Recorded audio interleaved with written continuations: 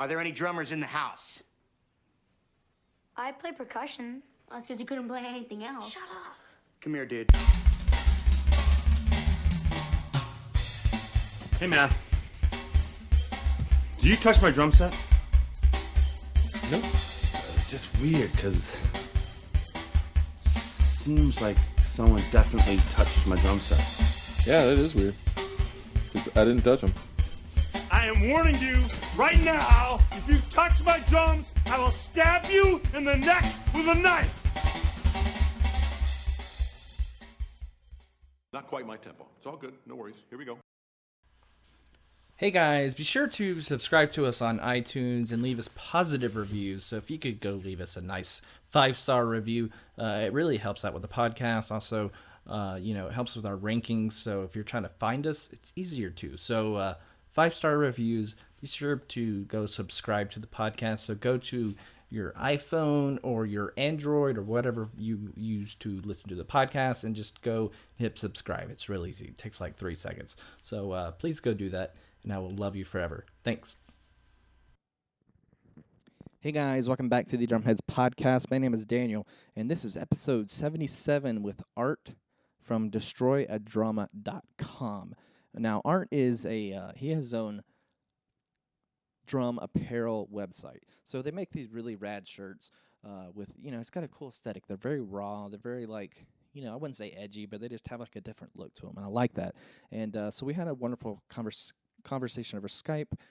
We talked about Neil Peart, or Peart, however you want to say it. There's 2 ways. I'm always confused which way is the right way. We also talked about Stuart Copeland, and that he actually met Stuart Copeland. Super jealous, I'm just saying. And then he's just got quite a collection of drums because he has his own backline company as well. So he's got the clothing company, a backline company. He does some session stuff. Dude's all over the place. Incredible. I mean, just incredibly driven, and I like that. So so he's got that company, DestroyADrum.com. Go check out the website. It's really great. They've got these great pictures of them actually destroying a drum. So when I interviewed him, did you destroy a drum? He's like, yeah, of course. I'm like, all right. Yeah, I like that. So, there's these pictures of them on fire, them, submerged in a pool, all kinds of cool things. Go check it out. But here's the kicker, guys. We've got a little thing going on for you. So if you go to his website between now and February 2nd, you can save 10% off your order if you use our coupon code. Now, what is the coupon code, Daniel? I'm going to tell you. It is TDHP at checkout. The Drumheads podcast. You like that? I like that a lot. You also get free shipping, and it's tax-free, and so it's 10% off your whole order, not just one item, the whole order. So if you buy 10 shirts, you buy 100 shirts, 10% off. It's a good deal. So thank you to Art for doing that for my fans. So please go show him the love. And we're also going to probably be working something out with getting some Drumheads podcast T-shirts through Art. I like it. I think it's a good idea. I like his style, and he was just a great person. He likes Stuart Copeland. I mean, come on. If you like Stuart Copeland, you are my friend automatically. So just saying that. So again, thank you to Art for being on. Go check it out. DestroyADrum.com. Save 10% off if you use the coupon code TDHP at checkout. Got to do that at checkout so it knows I sent you the way. So anyways, yes, that is it. So here it is, episode 77. Oh, before I forget, yes, everyone continue to vote for the Instadrum awards we're doing here on Instagram as well. A lot of great responses. Really digging it. First year, so I'm kind of excited about, introducing this to the Instagram community.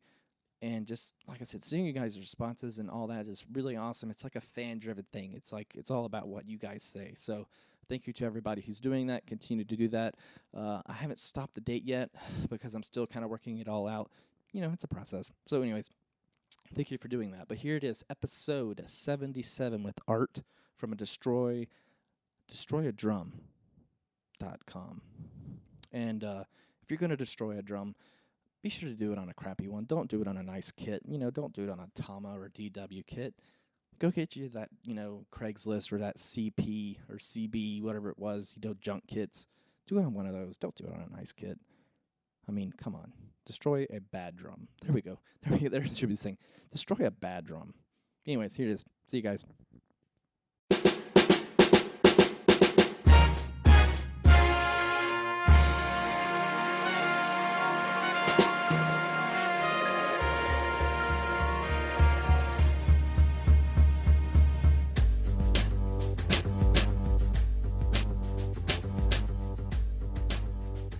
Hey guys, welcome back to the Drumheads podcast, and I am joined by Art Saucedo. Did I say it right?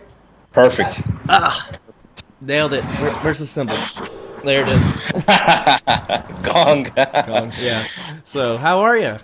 Doing great, man. Doing great. Love to be here. Oh, I'm always excited to talk to new people, and I think you're the first person I've had on that is doing clothing for drumming. So first time.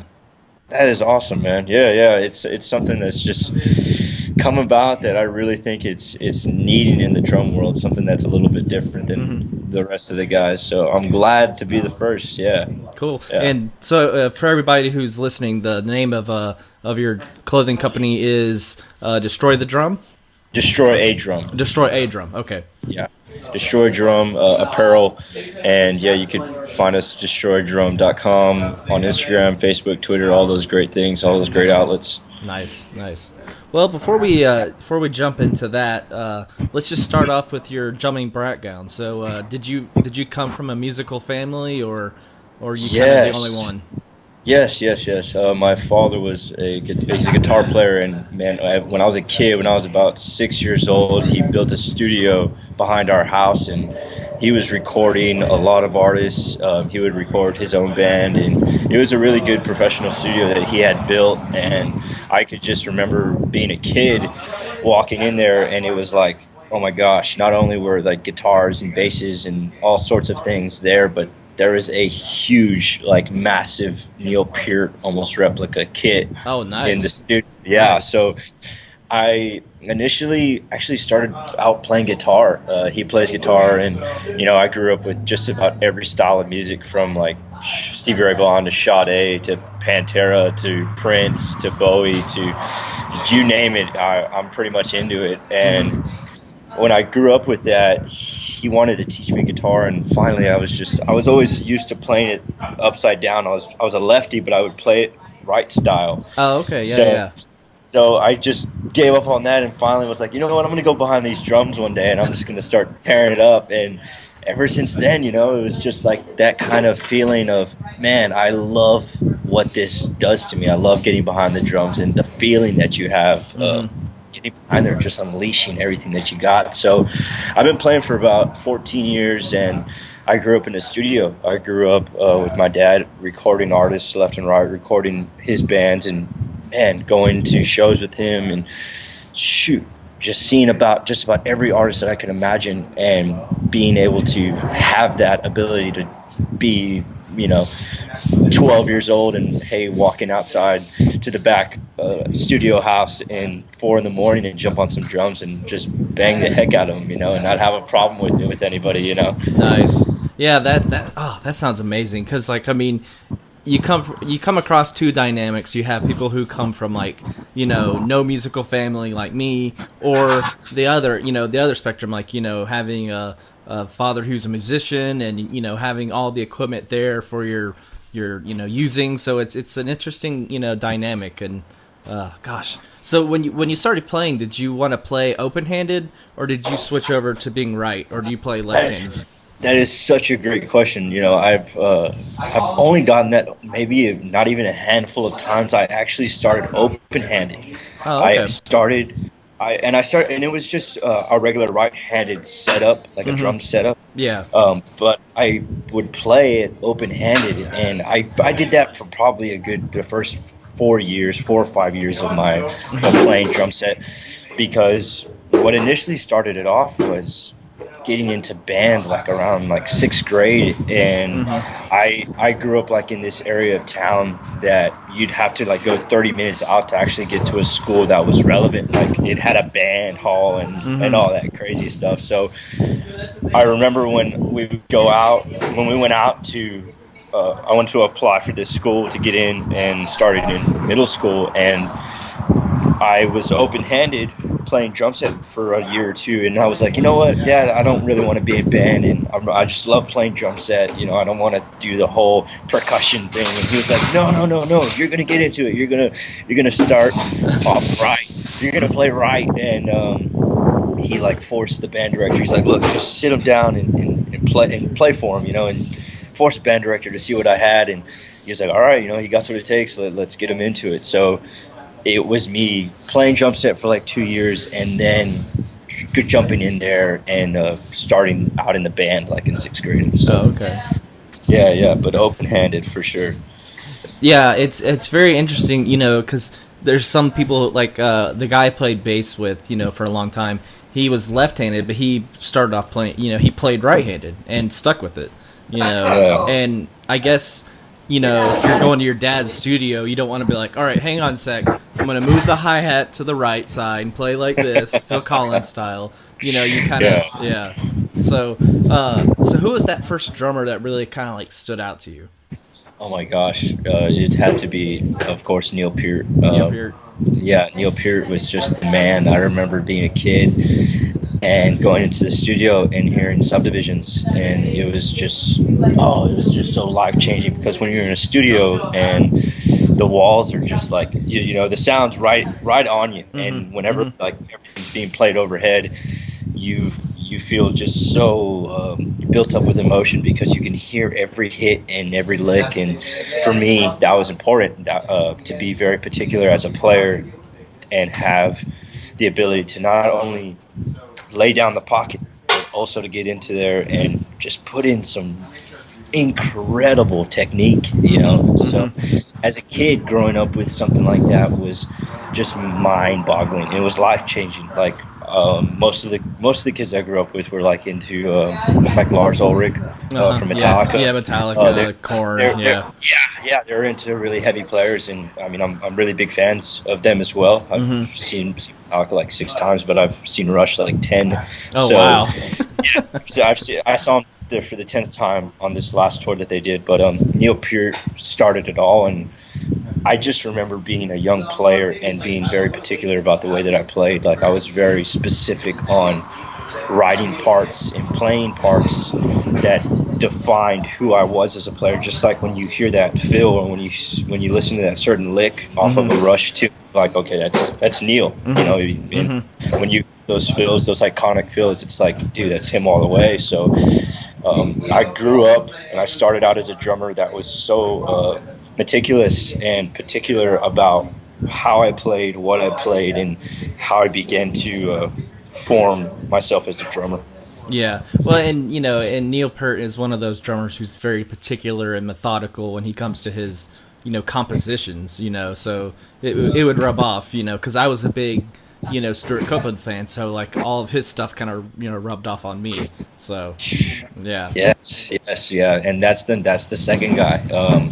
Stuart really shined on me for his hi-hat patterns. Oh yeah, my gosh, sure. I can't say that I studied just his hi-hat work. Like, I would try to hear just his hi-hat tracks. I would just listen to just to his tracks on the hi-hat and try to resemble exactly what he was doing, because in a lot of things like walking on the moon, it was him. I believe like when they recorded it, they did something like there was a particular way of recording those hi-hats to where it would loop, or the way that it would like fade, I guess. Or, so I was just always into that really kind of signature sound and signature style of playing. So whenever I met him, I met Stuart because he came down to Corpus Christi like I want to say a year ago or so, nice. about a year and a half. I'm super envious. Yeah, well, it was crazy because all the guys that were playing, of all the guys that were playing Corpus, nobody really expected Stuart to come down here. It was with his like orchestra he has going on. And I remember I was sitting at this venue bar and I saw the name Stuart Copeland on the header of who was playing, and I was like, I told the manager, I was like, hey, that's not the guy from the Police, right? Like, you're totally just talking about some random dude named Stuart Copeland. And they're like, no, I want to say that's the dude from the Police. And I was like, get the heck out of here, man! Like, you're kidding me? Like, where do I line up? Like, yeah. So I literally did that. Like the day that it came, I lined up outside the venue, and he was walking out from a nice hotel that they rented for him down the street, and I met him there, and then I met him at the orchestra hall that they actually performed at, and man, like, what a guy. He is just one of the nicest, most humbling musicians I've ever met. Because sometimes they say it's not really good to meet your hero. You know, sometimes it's like you don't really want to go that far and meet those type of people. But I've just always been one to be straightforward with other drummers and to talk to them about their influences on me. And he signed a book that he has out. He has a book out that's really good, and he signed it. And there was some other details about his orchestra that he went over, and I have his snare, and he signed his signature snare that I have. Yeah, I've got his signature snare as well. It's wonderful. It's a hell of a brass snare, man. Oh yeah, it cuts. Yeah, it's beautiful. Yeah, so that guy's great. I love Stuart. Nice. So did you do school band through all the way through till senior year? Yes, I did it all the way through, even through college. Right now, I earned a marketing degree in August of 2016, and I was playing throughout. Whenever I started out in middle school, that had to have been like the breaking point, because I was kind of in the mindset that I didn't need that type of style of playing. I didn't want it. My dad reminds me every single time I start talking to people about my playing career. He's like, "Oh yeah, who's the one who put you in band, buddy? You know, who you thinking for that?" Because that's really where you learn your chops. Like that's where you get to gravitate what you learn on marimba and snare drum and bass drum and all sorts of different instruments to the drum set altogether. And I found that to be so interesting. Once I got into it, I was like, oh my gosh, this is another realm of drumming that I never knew existed. So I played throughout middle school. I marched in high school. I played in jazz band, jazz drum set, traditional drum set for like the football games, and marched, drum, and did all sorts of things in high school that were like drum related in a million ways, through drum set and marching, through concert band and all of that. And when I got into college, it was a little bit more straightforward. Like, okay, unless you're going to actually pursue a degree in it, then you're going to get into all these other main specifics into drumming. But I didn't pursue it as a degree. I didn't get a musical degree. So I still wanted to be involved, so they put me in like their pet band, which was like when they would go to and play basketball games. They would set up a drum set and we'd play tunes with them. You know, it was really cool. Nice. So I really enjoyed that, because I was just back to where it all started, just freestyling and putting on some of your own type of style, like licks on those tunes. You know, those basketball game tunes like Katy Perry and all sorts of crazy things. You know? It was fun. Well, and I think doing school band it makes you a better musician for a band. For like if you're in a rock band or whatever kind of band, you learn how to communicate with your fellow musicians better, because you have to. A marching band, you've got to talk to each other. And it's all about making the band sound as good as you can together versus being separate musicians. And I think that's really important.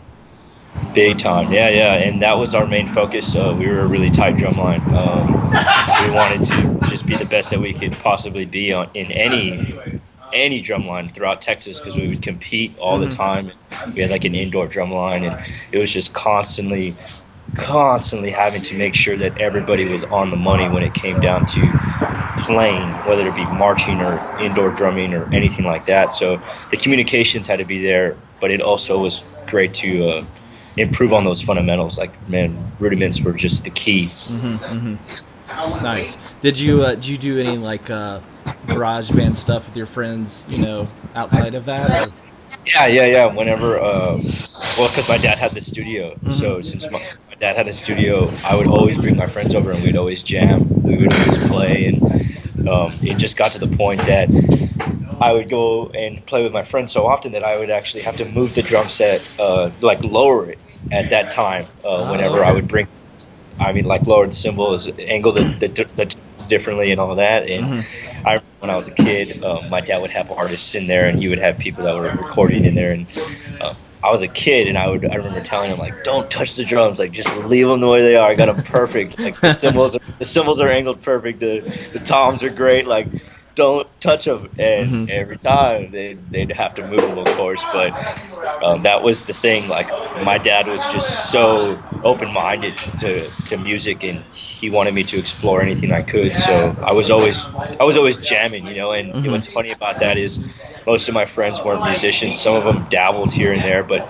none of them really got serious about it. None of them were really serious about it like I was. And so I got used to sitting in with the musicians that were in the studio. I got so used to jamming with these guys who were 5 times as older as me, you know, and laying it down and being told, like, hey, this is how you play it right, and these are how you play these parts right. Like, there's just a certain there was a certain dynamic about being, you know, 1/5 of the age of these older guys, and being told, like, hey, lay down the pocket, like, oh, that's all we need with this right here, just lay down this pocket. And as a kid, I was just like, I never understood the pocket until I got much older, and I really strived to create my own style of pocket. And now looking back, I was like, man, those guys were right. You know, it really is all it's about laying down the pocket, but putting your own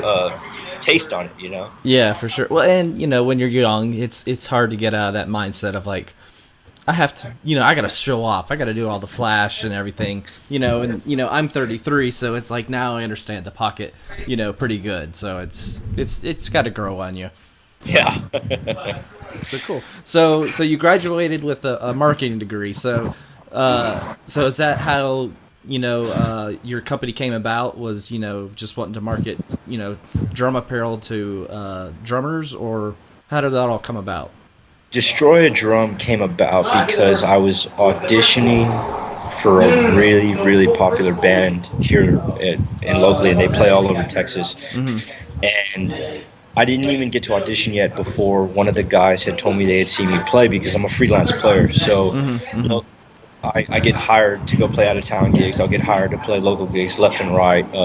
So as a freelance player, they wanted to hire me for a set of gigs, and before I talked to the main person to lay down some gigs or to lay down some practices or anything like that, one of the guys that was just in the band had said that they had saw me play. And I was like, okay, like, how did you see me play? And they're like, oh, I just saw a video of you playing. I was like, oh, really? Like, at that time I was really skeptical, because it was a video, so there's no telling how well of a video it was or how bad the sound quality was or anything like that. I was just like, oh, okay, so you've never seen me in person play? And he's like, no, I just saw a video, and you know, it was too loud, and this and that. He said all these things, and I was like, man, I wish you would actually be able to see me play in person, because that's what really would count, and that's what what would matter. Yeah. And he wasn't having it, and I had planned Destroy a Drum for a while. I had wanted something,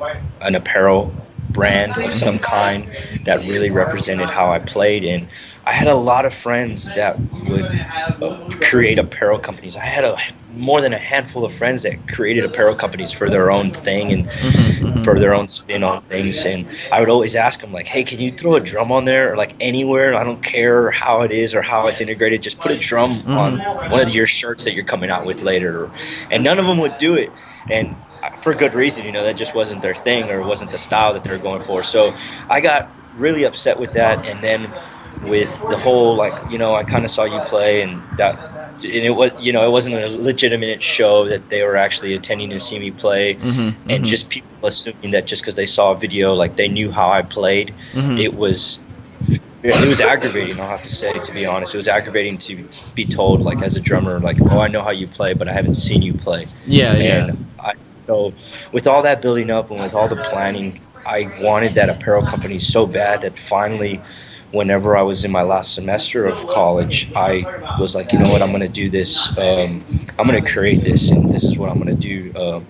And the breaking point was like that at the end of having the guy tell me, like, well, you know, well, we saw you kind of play it in a video, and I was so frustrated, because I was like, how do you know me as a drummer, you know, or how do you know exactly how I play without seeing me? And with everything building up, I was like, you know what, I'm going to create this, because this apparel will speak for how I play and what kind of drummer I am. So Destroy a Drum was just kind of like the perfect ring to the whole, man, when I get up there, I just let it all loose. Every type of emotion and passion that I have for playing drums and every style that I really go for, whether it be playing with a rock band or a pop, Latin funk, blues, I really put everything I have into it. So the initial name was pretty funny. It was called Drum or Die. Like that was the initial name for the apparel.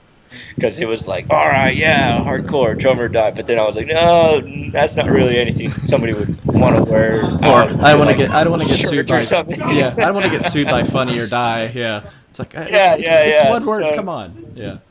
Yeah, so we finally landed on Destroy Drum because that's exactly what we do. You know, as drummers going up there every night. Man, I can't tell you the amount of times people just come up to me and they're like, dude, I broke this, I cracked this, I'm so destructive. Yeah. And I was Destroy a Drum, like that's it. That is what's going to define us as drummers, and it's taken off really well. But I came up with it because I wanted something to represent me as a drummer more important than anything. Yeah. Well, and the name, like Destroy, you hear drummers say like, oh, you destroyed last night, which is a positive thing. Usually most things you're like, oh, you destroyed that project. You're like, my bad. But, when you destroyed a show, it's like that's like an honor, Yeah. Yeah, so that has a cool connotation to it as well. But, I mean, I would be pissed if someone's like, saw a video of me and like, oh, that's your drumming ability? Like, well, no, you saw a video. It's like it'd be like saying, did you see Star Wars? Well, I saw the trailer. Well, yeah, exactly. It's like, well, then you don't know the whole movie. You don't know the whole thing. Context of it, right. Yeah. Right. Yeah. And that's how it was. It was just a total beatdown of like, man, you're gonna cut me short like that. Like, yeah, I'm really looking forward to playing with this group, and just hearing something like that, and with everything else playing a big factor, I was like, you know what, man, this apparel, I'm not gonna even need to tell anybody how I play, or I'm not gonna need to have it. I don't even need to speak. I'm just gonna be able to have this apparel, and it's gonna say Destroy Drum on it, and people are gonna go, oh, okay, yeah, like, tell me how you destroy a drum, or like. And that's been the reaction. Like, people left and right, they're like, dude, what is Destroy Drummer? Tell me what is, like, people that don't play or aren't musicians have really gravitated towards it, which is a huge surprise to me. It's been crazy. It's got a cool look to it. Like, you put up a picture or I can't remember when it was, but it was it had like the Day of the Dead look to it, with the skeletons and the roses. It's very unique. A lot of drumming apparel. It's very just. It's like I don't know. It's just 80s kind of like 80s like glam, or it's just it's cheesy. It's like two drumsticks. It's like I don't know how many people gave me shirts with like oh, you're a drummer and you play in a church. Here's a shirt with a cross that's made out of drumsticks. It's like, oh, thank you. That's great. I'm not gonna wear this, thank you. But exactly. Yeah. And that was how it felt. That's how I felt. Not only that, but I got really tired of wearing all these other companies' brands. I got tired of being a walking advertisement, and my Zildjian shirt was just about torn to pieces with a million holes already. And I just got so tired of that, and the cheesy designs that you see nowadays, like everybody could calm down, like the drummer's here or something weird like that. That cliched sayings. Yeah, I got tired of cliche sayings, and I got tired of seeing these like bogus artwork style drum apparel, because I was like, that's not me. And I looked all over the place. I looked far and wide to find some type of drum apparel before I created my own, and I couldn't find a single company that created something that was just represented me as a drummer, not necessarily as a jazz drummer, not necessarily as a marching drummer, not necessarily as a drummer, period. I wanted apparel that represented me as a person and my own personality, but also the fact that I destroy some dang drums, and I wanted both of them. I wanted it to have personality. I wanted it to have style. I wanted it to have something that was unique to it. And that tee that you had mentioned is our El Rey tee. So like there's a Spanish song called El Rey, and we for those shirts that we have in the collector series, we have them titled appropriately to what kind of image reminds us of the song that we're listening to. So we also have one of it's like a skeleton soldier marching, and he's playing his drum, and it's called the Trooper, with like accordance to Iron Maiden. Oh, okay, And yeah. So we line these shirts up like from the collector's apparel and have them have some type of illustration that reminds us of the song, or how the song inspires us as drummers and like what we play. So we created designs that were drawn from the context of the song, or like the imagery of the song. And so that mariachi tee was really, really something when we got it down to paper, and we're like, oh yeah, why isn't it when we go out to all these like places where mariachi bands play, why isn't there ever a drummer? Like that's what started it all out. Oh, okay, yeah. And mariachi bands don't have a dang drummer, and that really, really kind of ticked me off for a second. I was like, well, they got about 5 different guitarists and a number of bass players and horns and trumpets and everything, but I don't ever see a like side drummer there with them. And it would come in handy. Yeah. Come in handy to have type of little snare drum player there. So we were like, screw it, we're gonna make our own mariachi snare drum player. And there you go. That's like one of our most popular tees. So yeah, it's a lot of fun. It's a lot of fun creating those things. That is a good point, that there aren't no drummers in mariachi bands, which, I mean, I've heard, I can't remember the soundtrack. It's a Quentin Tarantino movie. Maybe it's Robert Rodriguez. It's one of the two. They did a song that was a mariachi song, but they had a drummer in it, and it just killed. I mean, it was such a rockin' song. I can't remember what movie it was, but it's like, yeah, get more of that, Yeah. From Dusk Till Dawn? It was a little bit later. Maybe it was Once Upon a Time in Mexico, maybe. Okay, yeah. Yeah, and it added some flavor to it, that percussion flavor, where it's not, bongos or congos or something like that. It's, full on drum set. So, yeah. So when it comes to designing, the shirts, is it you, or do you have a couple artists that you work with, or? It's mainly me as far as the designs go. Like all the designs I create, and I pull them from different aspects. Like I was saying, the collector's apparel is strictly like we'll use song titles or like a song from a band to help us be inspired to create the imagery from what we hear from that song, or like the type of sounds that we hear from it. So there's a track by Blink-182, and this was one of our first shirts that we made. It's called The Fallen Interlude, and Travis Barker literally just tears that song a new one. Like, I've never heard feels just so fast and so accurate before. And the shirt that we illustrated for that which was pretty crazy, was actually a alien war snare drum machine, like a snare drum machine taking on an alien army. And for guns, like for an M16, he had sticks in it. So he was shooting sticks for an M16, and rockets. He was shooting sticks off the side of his back, and it's a wicked tee. We still have some available, but like Whiplash, the song from Metallica. It's another one of our first tees, and I was like, man, when I think of Whiplash, I just think of this wild octopus going crazy behind a drum set, and our octopus is wicked. Like his eyes are popping out, and he's like literally his tentacles are ripping through the bass drum, and on the back of the shirt it has him like coming out, like all his tentacles are coming out at you. So it's like almost 3D-ish, and it glows in the dark too. So that was a lot of fun. And those shirts did crazy amount of numbers. People were like, oh my gosh, like this is crazy, you know? And then the later designs that we created were more so like cleaner aspects. We wanted something that was very modest on the front, like a pocket tee, and then we created something like on the back that was really just far out. One of the most popular tees that we have from our clean cut collection has a stick of dynamite on the front pocket of a shirt, and then on the back, the bass drum pedal, instead of a regular beater, it's actually a stick of dynamite on the beater, slamming to the bass drum. So and on the bass drum it says "Destroy the Norm." So we strive for all drummers to be their own and to reach within their own personality and passion and play how they want their drums to sound and how they want to sound in their own way. You know, we strive for individuality.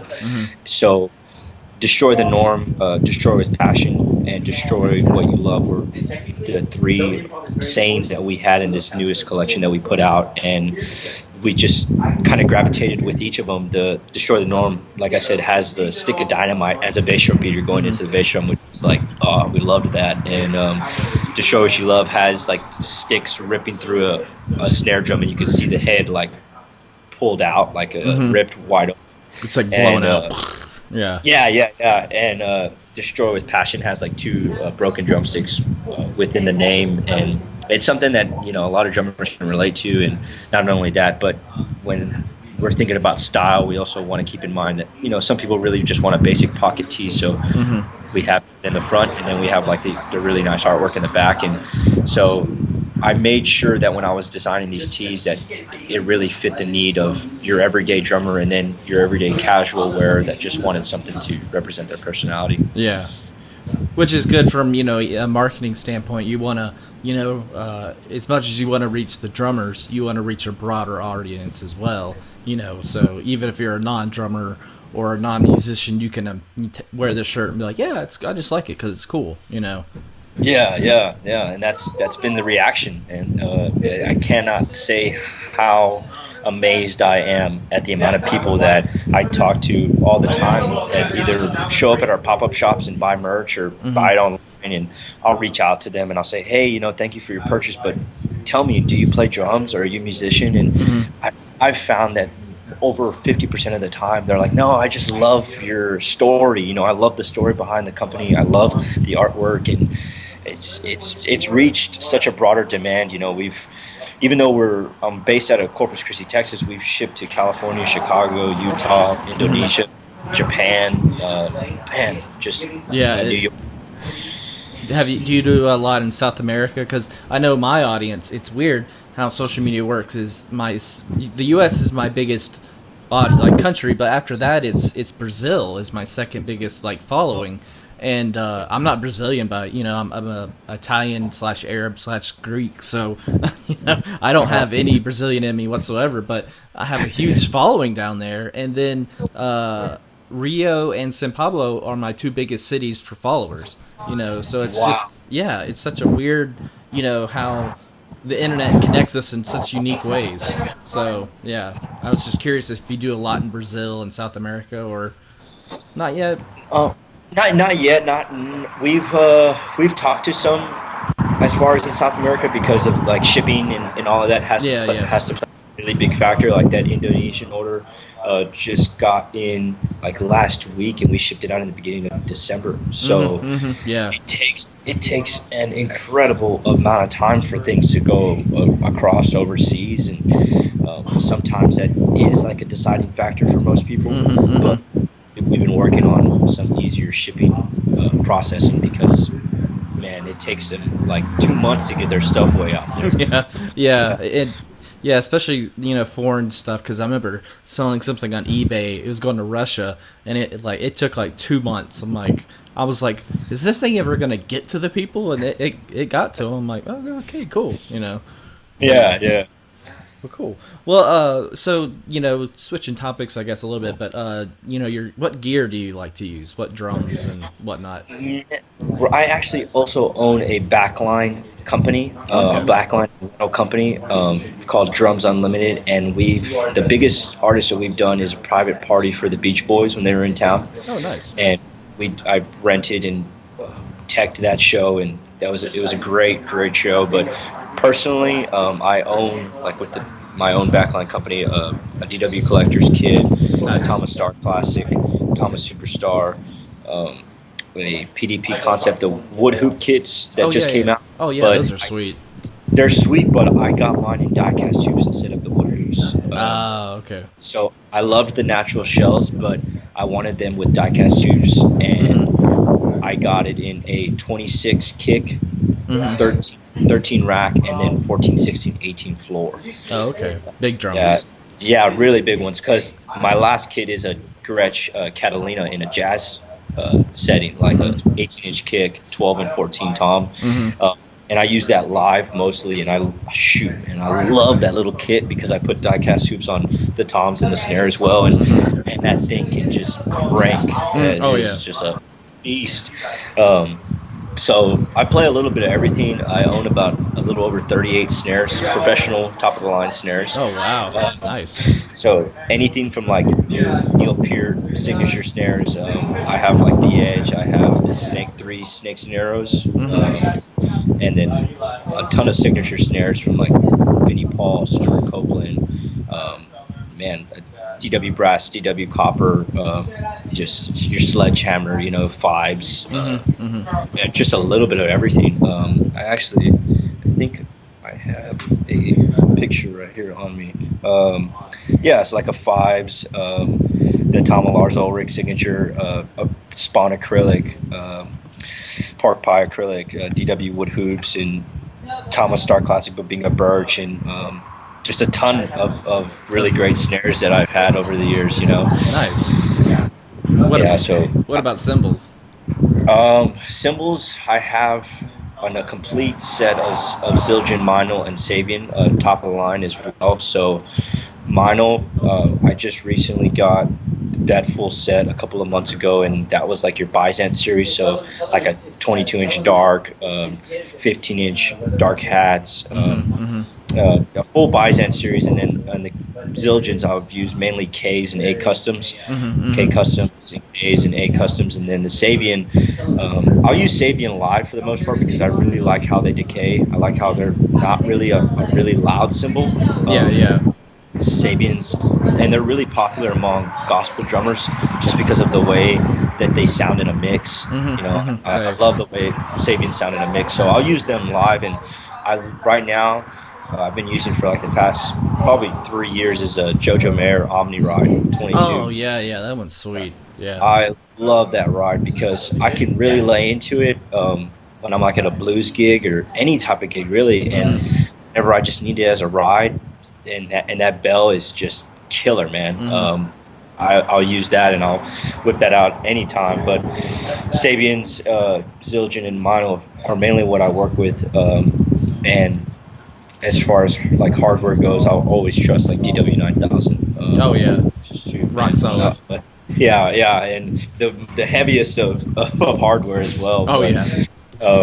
It's funny because that backline company that I own now, it all came about from me as a kid wanting the best and always wanting just the top of the line drums and hardware and cymbals that I could possibly get. So as like a 12 or 15-year-old kid, I would get like money for lunch every day, like $5 a day. And it was crazy because I literally would just like eat the school lunch instead of buying like the premium lunch because the school was trash. But I would eat the school lunch and save that $5 a day, and here I am like 15-year-old kid with like a full set of DW9000 hardware and a set of A customs and all sorts of stuff. So when I'd go to gigs or when I would play with people, and I would play with older musicians there, and they knew the kind of gear that I had, they were like, dude, what are your parents like getting you all this? I was like, no, like let me make it very clear that I had to eat some very bad lunches to save my money to get all this stuff. So I've been acquiring and playing gear for the longest of time. I wish I had that I had that patience, because I kind of scammed my parents for lunch money as well. Like my dad thought I always had to have lunch money, and my mom thought I always had to have a lunch, and they never talked to each other about the thing. So I ended up with like lunch money and a lunch that I would sell, and then save some of the money. But I was buying CDs with it, so I'm like, should have been buying drums. But that was back in the the 90s. So That was when you had to actually buy CDs. So, Yeah. Oh yeah. I definitely remember that. Yeah. So I had this one guy in band class. His name was Mossy, and he'd be like, "Hey, you got a lunch?" I'd be like, "Yeah, it's gonna cost you $3." He'd be like, "Sweet." He'd be eating it in lunch, and made $3. So Heck yeah, hustling. yeah, hustling. But That's what it hustling, took, I should have been doing this into drums, but I'm like, I gotta get that new Korn CD. Gotta get it. Yeah.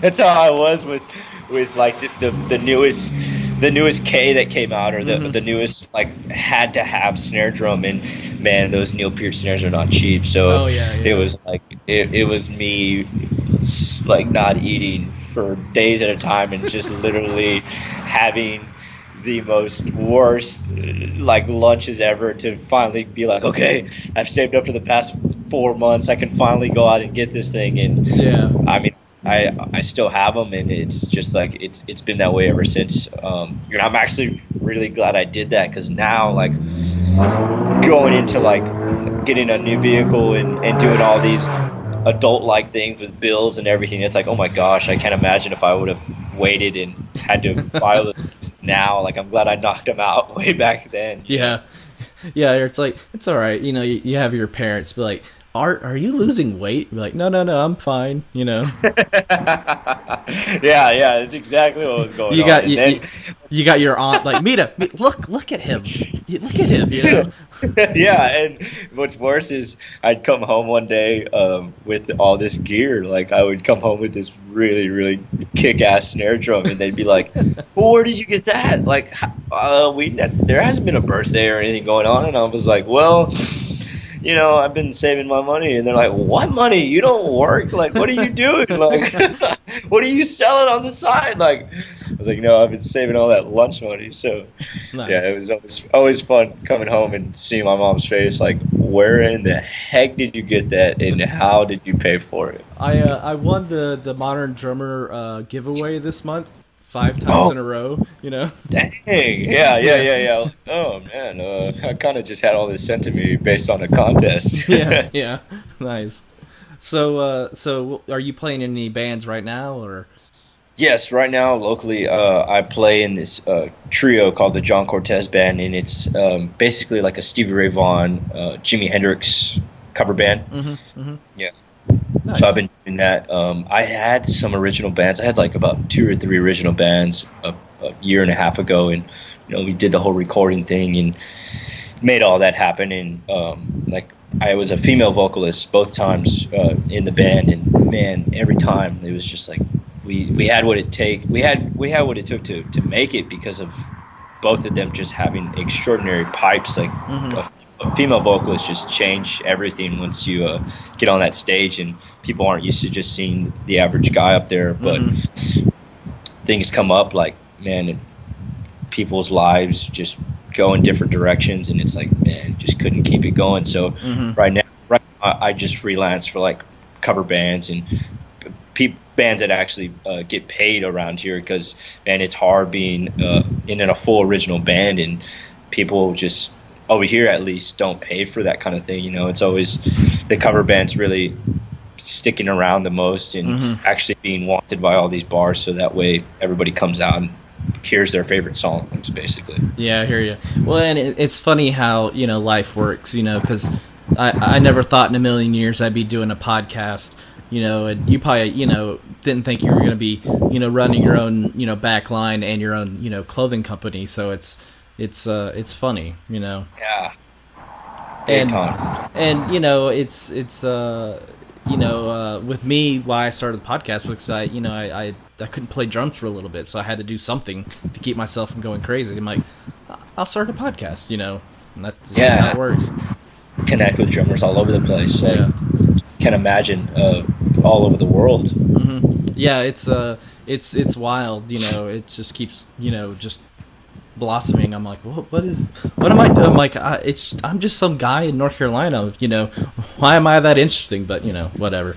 yeah. I feel you. I definitely hear you, because for me, like, it was never about wanting to make the apparel for others. Almost, it was like, I just want this for me. I just want something to represent who I am and how I play, and something to wear live, because we put out like dry fit baseball tees and really good apparel for drummers that, you know, if they're playing a grueling, sweating set, they don't want to like feel so dragged down like in a regular cotton tee or anything like that. Yeah. So our dry fit tees are some of our most popular for those that go out and play and, man, sweat up a storm. Oh yeah, which is very easy for me. yeah. And a lot of drummers are like, man, I'll go out and I'll see a buddy of mine play, and he's in a dry fit Destroyer drum baseball tee, and he's like, dude, check it out, man. Like, I just played for 2 hours and I'm dry, and it's like, dude, that's what it's for. You know, that's why we created it, man. And since it's grown to be so much more than that, we've attracted people, like I said, that just don't even play drums. And I never thought in a million years, for one, that Destroy Drum would be what it is now, and then for two, for people that don't even have anything to do with drums, would be all about it. So it's definitely a blessing. I can't believe it. Yeah, it's a great feeling for sure. Now I have to ask the question: have you actually destroyed a drum? Or oh yes. Okay, good. Yes, yes. You got to go to our photos page on destroydrum.com. Like, if you go to the website and you go to the photos page, we literally went into every element: earth, wind, fire, water, everything. We played drums underwater. We've played drums while they're on fire. Nice. We've played drums way out there on a beach, like on a sandbar. We've done everything everything except jump out of a plane while playing drums, which is something that we are planning. We're trying to get some make sure it's legal. Yeah, it's like you don't want it crashing down on Nana's front yard. Just be like, exactly. It's Yeah. like, I'm doing my petunias, bam. You know. Yeah, we were so close to doing that because they have like they have something out here like that where you can go to this island and they drop you off and you get on a plane and boom, and you're able to jump out over here and it's clear. And we were so close to doing that, but it was the fact that we were like, okay, if we jump out of the plane with a set of like a drum set, like how is this going to stay together, and how in the heck are we going to play it? Yeah. While making sure we pull the cord for the dang parachute. You know? Like, I've got one more fill to do. Oh no. Dead. Yeah, exactly. So that photos page has just about every type of destructiveness to a drum that you can imagine. Nice. Yeah. I was telling my wife while we were eating dinner, I'm like, she's like, who are you interviewing tonight? I'm like, well, I'm talking to this guy who has his own clothing company. It's called Destroy a Drum, and she's like, is it clothing or do they actually do it? I'm like, I know they do it, but she's like, how much do they do it? I'm like, I'll have to ask. So we take it to another level there. Yeah. Like when we were out there doing some of those stunts, I did all my own stunts. I had a really great amount of friends that wanted to come out and like film it and take pictures and do all that. So they took care of that part, but the stunts, I had to do them. So whenever we would light these drums on fire, that's one of the biggest questions that we get. They're like, well, how did you play them while they were on fire? Like, what did you do? And what we did was get like dryer sheets, and we would soak in the lighter fluid, and we would put them to the drums, and then somebody would have a stick with a stick that was on fire, and they would touch each one, and then I would go at it. I would start playing, and one thing that I learned about lighter fluid was that stuff gets everywhere, and it does. When you hit it, it starts spewing everywhere. It just starts exploding at you in all directions. So it was while the drums were on fire, the lighter fluid would literally, while I was playing it, it would spit out everywhere on my arms, on my legs. So there were a couple of times that I literally did catch on fire, and it was just, I would be doused down. Like, I was like, oh my gosh, like I'm on fire. And then I'd have my friends there with like a hose and like a bucket, and they would just like toss it on me, and I'm like, oh my gosh. Thank you. All right. Yeah, take two. All right, let's get back on it. Let's go. And someone fire extinguisher, Yeah, exactly. Yeah. So it was just a insane experience having those drums set on fire and then playing them and then being like, oh my gosh, I didn't think about this fire actually getting on me. Yeah. Dangerous. I don't recommend it to anybody. Don't try that at home, kids. Like, that's our PSA for today. Do not use gasoline. I don't know. Yeah, exactly. Cool, man. Well, I always like to wrap up the podcast with one question: is what do you like to do other than play drums and and be involved with your company? Man, if there was something else that I really like to do, it would have to be like as far as marketing goes. I love reaching out to local businesses and prospering, helping the everyday Joe, and like I did today, like where I'm at today. It's ironic that you asked that.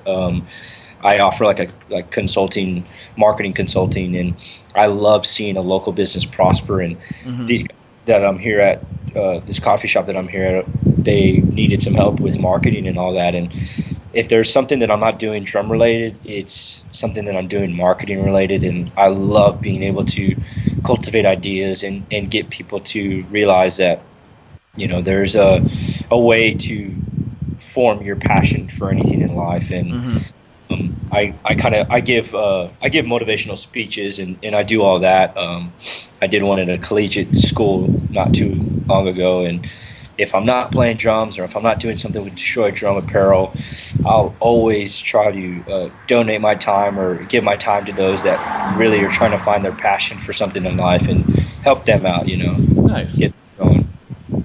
Cool. Well, that sounds, that's I always ask that question because it's a variety of answers, and that you want to donate, because marketing is a tricky thing to understand and master. Like doing the podcast for 2 years, it's like I think I have something figured out, but no, I don't. Scratch that, change it, and start over. But it's always great to know that people can reach out to you and ask for advice at least, and see if they can get moving on something. Yeah, that's what it's all about, man. That is what it's all about, and that's why Destroy Drum really reaches out to a lot of people that don't play. Because if you go onto the website and read our story, it's Destroy Drum. What it stands for is for destroying what's in front of you, destroying your objectives, destroying your problems, destroying anything that you have going on in your life that isn't helping you live a better life and being happy, because that's where the name came from. Destroy what's in front of you, that way you can live a better tomorrow. That way you can create bigger goals and create bigger objectives and more challenging goals that can actually push you forward to be a better person. Yeah, that's our motto as a company. Nice. Well, that's a wonderful motto, and it's one that I can really appreciate, because I've had those times where it's like, ugh, really? That had to happen, and you get set back, and you think you got it figured out, and then you get set back even more. So it's always good to have that reaffirming motivation to yourself to, like, I'm gonna destroy whatever it is, and move forward. Yeah, big time. Well, cool, man. Well, I really appreciate you being on. So just tell everybody where they can check out your stuff again, so they can find everything Destroy Drum. Yeah, Destroy Drum. You can find us on Instagram at Destroy Drum, Facebook at Destroy Drum, and Twitter at Destroy Drum. And then on our website, you can get any apparel on DestroyDrum.com. We ship all over the world, so DestroyDrum.com will have all our photos, all our interviews, all our endorsements, everything that is related to the company. You can definitely find on DestroyDrum.com and pick up any cool apparel that you like. Nice, cool. Well, again, thank you for being on. This was a great conversation. Like I said, I learned a lot about the clothing aspect. That's something I've never really knew about. So it's always fun to learn something new. Oh, it was a pleasure having us. Thank you, Daniel. I really appreciate it. So everybody go check them out, and so I'll see you guys later. So I'm gonna stop the recording real quick.